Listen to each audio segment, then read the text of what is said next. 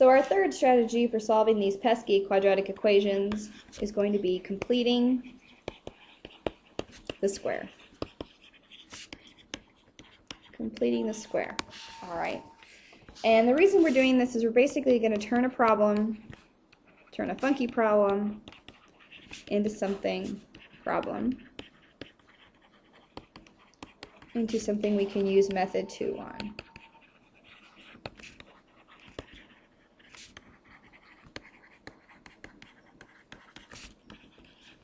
All right. Again, a big part of learning how to do math effectively is to turn a problem that you don't know how to solve into something that you do. So this is what mathematicians have done.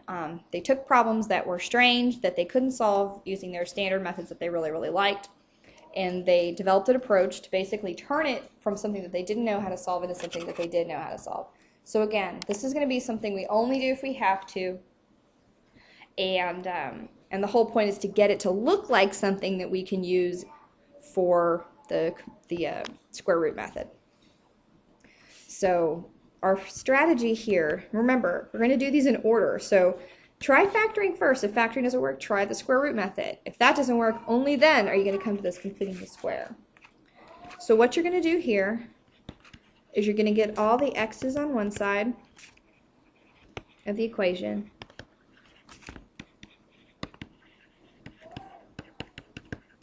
and everything else on the other.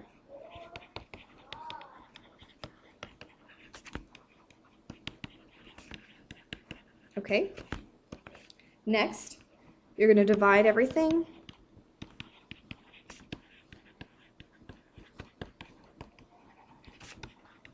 by the coefficient of x squared. That looks like a question mark. X squared. Divide everything by the coefficient of x squared. So then the next step is going to be to take the coefficient of x, whatever that coefficient is, divide it by 2, and square it.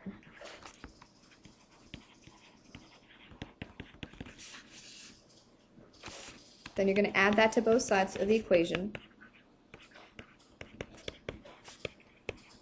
This is going to start to sound really cryptic in a minute, if it doesn't already. Then you're going to rewrite the x side as a perfect square.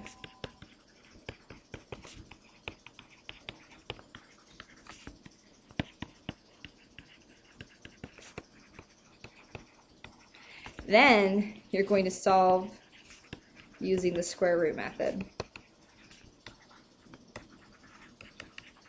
Okay, so doesn't that sound exciting? It is exciting. All right, we're actually going to focus on pretty much these first 2 steps to get started. All right, so we're going to start by these first 2 steps. Okay, so go ahead and go to our other paper where we're not doing this going on, and we'll say, okay, let's just look at this first part of this problem.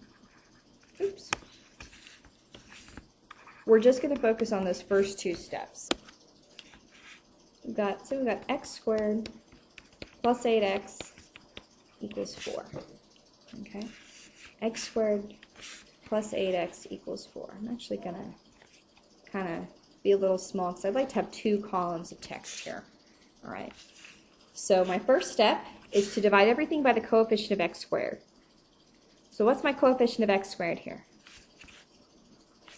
The coefficient of x squared is just 1.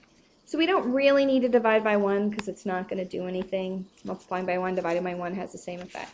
So what we're really going to focus on then is get the coefficient of x. And the coefficient of x is 8. Coefficient of x is 8. We're going to divide that by 2. So we'll get 4. Then we're going to square it and get 16. Okay? This is important now. So if someone says, what am I going to add to both sides?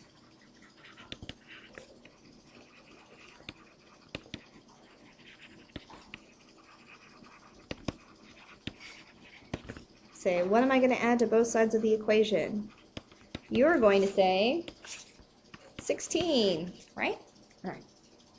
All right, now if you didn't, go ahead and leave this space off here to the side because we're going to use it. And we're going to come back and actually solve this problem again later. But for the moment, we're just kind of focusing on this first couple of steps. Okay, so we'll come back and finish that one in a minute. Okay, so try the next one. Let's try something like this. Say we've got x squared minus 6x equals negative 4. Okay, so the first step, remember, is to divide everything by the coefficient of x squared. Our coefficient of x squared is 1, so we don't need to worry about that. The next step is to take the coefficient of x divided by 2 and square it. So our coefficient of x is negative 6. That negative sign is actually important. So our coefficient of x is negative 6. Divide by 2. It's negative 3. Then square it. Negative 3 squared is positive 9.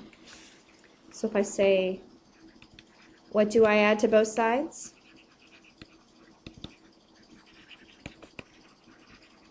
What do I add to both sides? I'll say 9. I'm going to add 9 to both sides. All right? None too bad. Let's try one more. Again, leaving some space. We can come back and solve the rest of that in a minute. Now say we had 5x squared plus 3x minus 1. Oh, we'll call it equals 1. That's easier. 5x squared plus 3x equals 1. Okay. Remember, the first step now is to divide everything by the coefficient of x squared. We actually have a coefficient of x squared this time. That is 5.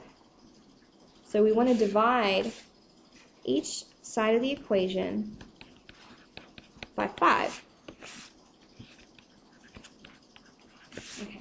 And if you remember from our discussions on a previous section, if we have something plus something over a common denominator, we can split that apart. Just like if we had 1/5 plus 2/5, we could make that 1 plus 2/5 or 3/5.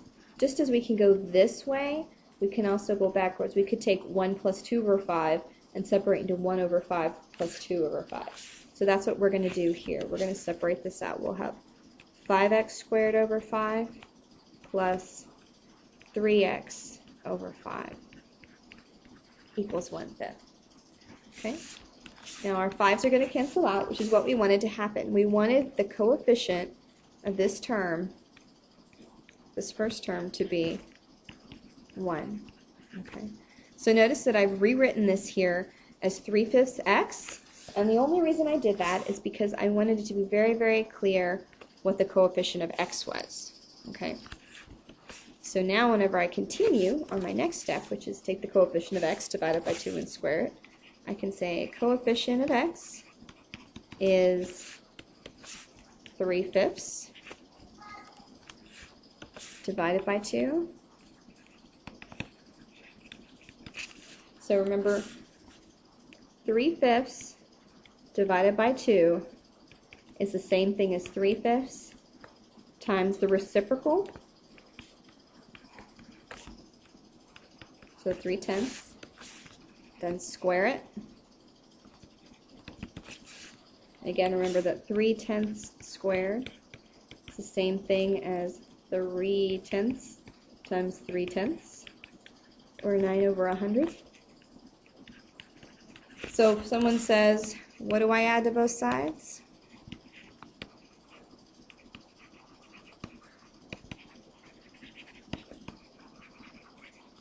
What do I add to both sides? I add 9 over 100. Okay. So again, we kind of leave these and we'll come back to these problems. But this should be pretty solid now, hopefully. Hopefully. Okay, so let's go back to this one. So now let's actually solve this. Now we said we had x squared plus 8x equals 4, and that we needed to add 16 to both sides of the equation. So we've got x squared plus 8x plus 16 equals 20. Now we have this cryptic step that said, rewrite the x side as a perfect square. And then we're going to solve by the square root method. So we need to rewrite that x side as a perfect square. So the way that we're going to do this is we're going to say, okay, I need something that looks like this to be equal to 20. Okay, so blah squared needs to be 8x, or x squared plus 8x plus 16. Well, luckily we know that first term is going to be x. So what can we put here that would make this equal to that? Think about that.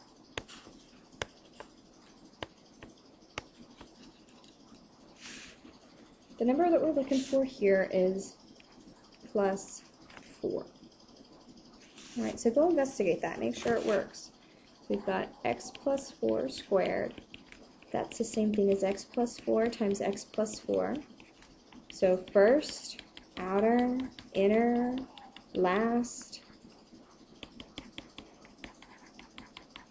And yep, that's the same thing. So we're good to go. Okay? Now, here's the deal. Here's a super secret from the pros. This number here is always going to be this number here. And that's intentional. That's not magic. That's just the way it is. It's not just because we said so, it's because we designed it that way. The mathematicians who first started doing this, they did it that way on purpose so that this number would come out exactly the way that they wanted it to. So what we've really got here now is we've got x plus 4 squared is equal to 20. So now check it out. We've got blah squared equals some number. We got something squared equals some plain old number, so now we can use the square root method. So we can take our square root on both sides, put our plus or minus in front of the number side, and get x plus 4 equals plus or minus the square root of 20. All right, and now we need to reduce the square root of 20. So square root of 20 reduces to 4 times 5. So square root of 4 times square root of 5. So that's 2 square root of 5. So we've got x plus 4 equals plus or minus 2 square root of 5. Now remember, notice that I replaced this entire thing with this entire thing. So we're not getting on the other side of that plus or minus sign. We're just doing a strict replacement. So the plus or minus still stays out front here in front of the 2 root 5. So finally, what we want to do now is we want to solve for x. So then finally, our last step is going to be to subtract 4 off of both sides. We're going to put our little arrow in here so we remember to do that correctly and get it in the right spot. Then we've got x equals negative 4 plus or minus 2 square root of 5. So our solutions are 4 plus 2 square root of 5 and negative 4 minus 2 square root of 5. Okay, none too bad. Kind of, if you go a little bit at a time, kind of get the hang of it. So let's work this problem. We had x squared minus 6x equal to negative 4. And we said we're going to add 9 to both sides. So we've got x squared minus 6x plus 9 is equal to 5. Now don't try to simplify. Don't go, oh look, I can subtract 9 from both sides, because that's just not going to get you anywhere. So we want to say this equals 5. And you can either figure out what this value is supposed to be, or you can remember that this value is always the same as that one. And again, don't take my word for it. You know, go ahead and multiply it out.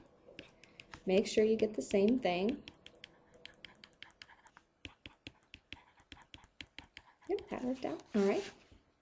So we've got x minus 3 squared equals 5. We'll square root both sides. Put the plus or minus out front. The square root of blah squared is blah. plus or minus square root of 5. So finally, to solve for x, we're going to add our 3 to both sides. Remember, the 3 goes in front of that plus or minus thing. So x equals 3 plus or minus the square root of 5. So our solutions are 3 plus the square root of 5 and 3 minus the square root of 5. Fantastic, right? All right. Now let's do one more example. I'm going to erase some of this stuff because it's just going to get in the way. But you've got it already, so. All right. Our original problem was 5x squared. Wait, we don't want to do the original problem. Silly me. I do know what I'm doing, believe it or not. If you want to solve this one now, you want to go to this version of the problem. Okay? So start here. Okay? Start with the pretty version where you've got the 1 as that coefficient of x squared. So start here. All right? So we've got x squared plus 3/5 x is equal to 1/5. Okay? And we're going to add 9 over 100 to both sides. All right? So remember how we add 1/5 and 9 over 100. We've got to get a common denominator, which is going to be 100. To get from 5 to 100, we multiply by 20. So that's going to give us 29 over 100, just in case. You really should be able to do that. I'm just kind of doing it for funsies. So we've got x squared plus 3/5 x plus 9 over 100 equals 29 over 100. Okay. So the next step, remember, is to write this as a perfect square. Now don't get intimidated just because these are fractions. I don't really mean to do that. Just write it out and use what we know. We know it's going to be a perfect square, and we know that this number here is going to be this number here. Okay, so this is plus 3/10. That number is going to be the same. So we've got x plus 3/10 squared equals 29 over 100. So now we'll do the thing. We got something squared equals some number, even though it's an ugly fraction. Not a big deal. We'll just work through it. Take the square root of both sides. Put the plus or minus in front. So we have x plus 3/10 equals plus or minus square root of 29 over 100. And we can simplify that. Because remember that the square root, put it this way. Remember the square root of 29 over 100 is the same thing as the square root of 29 over the square root of 100.